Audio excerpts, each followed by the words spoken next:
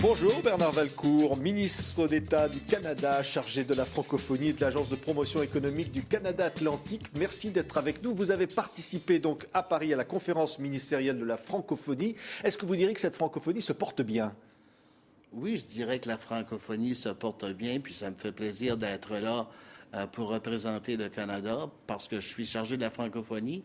C'est l'occasion également de participer, mais c'est fait, on a déjà fêté le 50e de l'Association des universités francophones et demain, je serai présent à la réunion des ministres responsables de TV5. Oui, c'est-à-dire qu'une francophonie active, une francophonie culturelle militante ou une francophonie de terrain pour résoudre les crises, par exemple? C'est que on tente au niveau de la francophonie de plus en plus, puis je crois que les observateurs le constateront, c'est que le rôle politique qu'on joue suite à la déclaration de Bamako, qui est le document de référence de la francophonie quant aux valeurs que l'on poursuit, que l'on défend partout dans le monde, soit la démocratie, le respect des droits de la personne et des libertés. Oui. L'idée de liberté de religion également, qui est en ce moment un petit peu contestée, on va dire. L'actualité dit qu'effectivement, il y a peut-être des difficultés sur ce plan. Bien, c'est que nous autres, au pays, le Canada, on veut, dans les prochains mois, engager avec nos partenaires de la francophonie le dialogue sur le respect de la religion, de la liberté de religion. Parce que notre constatation, c'est que partout dans le monde où on respecte, où il y a tolérance et respect de la liberté de religion, les autres libertés suivent automatiquement. Donc, on voudra engager nos partenaires francophones dans cette discussion-là pour voir de quelle façon on peut le promouvoir encore plus. Démocratie, évidemment, c'est des valeurs, des mots-clés pour la francophonie. Démocratie aussi menacée à certains moments où, en tous les cas, il y a des combats à mener. Mais avec le printemps arabe, par exemple, on voit quand même naître un soubresaut démocratique qu'on accueille à bras ouverts. On voit l'expérience en Égypte là, qui vient de se produire.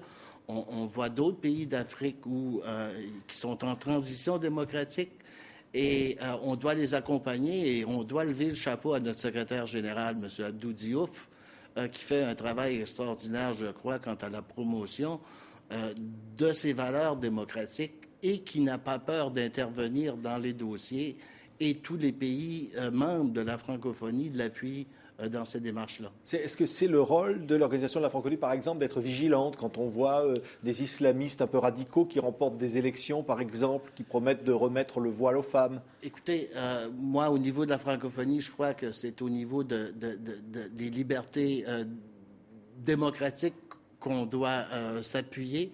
Une fois que les gens que les populations font leur choix démocratique, je crois qu'on doit le respecter. Et de là, continuer à promouvoir tous les droits de la personne. Parce que c'est important que les droits de la personne partout dans le monde soient respectés. Parce qu'à la fin de la journée, il me semble que ce qu'on veut partout dans le monde, c'est d'augmenter le niveau de vie de notre monde, de nos populations. Et puis, je me dis, moi, que peut-être qu'au niveau de la francophonie, on aurait avantage à peut-être davantage voir comment on peut être un agent qui va favoriser le développement économique parce que c'est lui qui, en fin de compte, va pouvoir redresser le niveau de vie de ces populations-là. Pas de développement économique et puis menace culturelle, finalement. Mais il n'y aura pas de développement économique s'il n'y a pas une règle de droit, s'il n'y a pas une gouvernance économique qui se respecte sur place, parce que les investissements à ce moment-là ne se feront pas. Oui, mais dans une situation de crise économique tendue comme celle que nous connaissons aujourd'hui, est-ce que la francophonie n'est pas quelque part un peu menacée aussi? C'est-à-dire, non, comme tout organisme, je crois que la francophonie doit surveiller ses dépenses, doit vivre à l'intérieur de ses moyens, doit viser l'efficacité. D'ailleurs, le Canada, appuyé par la Suisse et d'autres pays, avons, au niveau de l'Organisation internationale de la francophonie, entamé un programme où on vise à être beaucoup plus efficace, à être plus efficient, et ça porte des résultats, avec comme résultat qu'on peut opérer à moindre coût.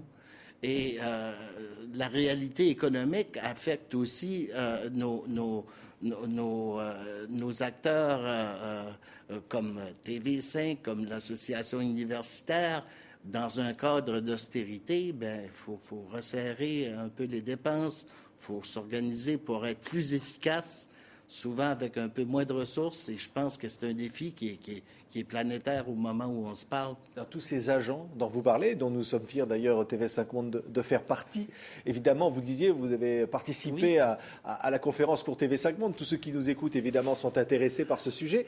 Ça veut dire que TV5 se porte plutôt bien et doit se développer? TV5 a fait des progrès énormes. On regarde à son plan stratégique, ils ont fait des progrès notables à tous les niveaux de leur plan stratégique. Ça va très bien.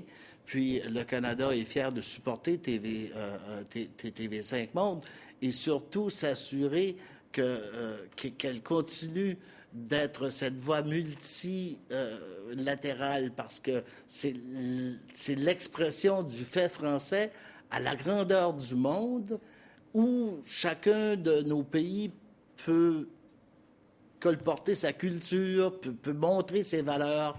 Puis, donc, TV5 joue un rôle important que le Canada veut continuer de défendre et de promouvoir. Oui. Et au Canada, puisque vous êtes du Canada anglophone, comment se porte la francophonie? Parce qu'au Nouveau-Brunswick, dont vous êtes le député... Oui, ben, le Nouveau-Brunswick, c'est la seule province au Canada qui est officiellement bilingue. Oui. Nous comptons une minorité importante de francophones et d'Acadiens au Nouveau-Brunswick.